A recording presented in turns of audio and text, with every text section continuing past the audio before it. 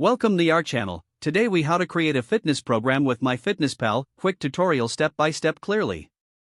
Open the MyFitnessPal app on your device. Log in or create a new account if you haven't already.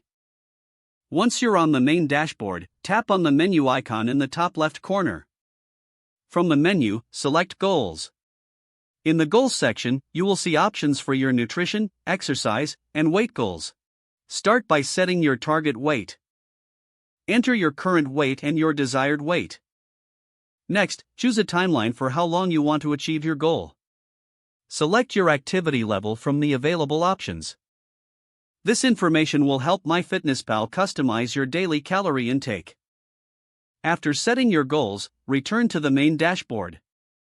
Tap on Food to log your meals. You can search for food items using the search bar. If you can't find a food item, you can add it manually. Tap on Add Food and fill in the nutritional information as needed. Once you've logged your meals, focus on the exercise section. Here, you can add any cardio or strength workouts you complete. Search for specific exercises or select from the suggested list.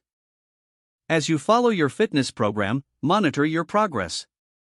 Review your daily intake and exercise on the Nutrition tab. Make adjustments as needed to stay on track with your goals. Engage with the MyFitnessPal community for support and motivation. Explore recipes and meal ideas in the app for variety. Utilize the barcode scanner for quick food logging.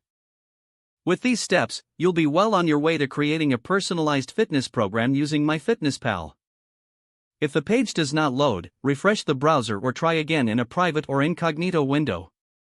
Make sure you are using the correct email address, then retype it carefully to avoid small typos.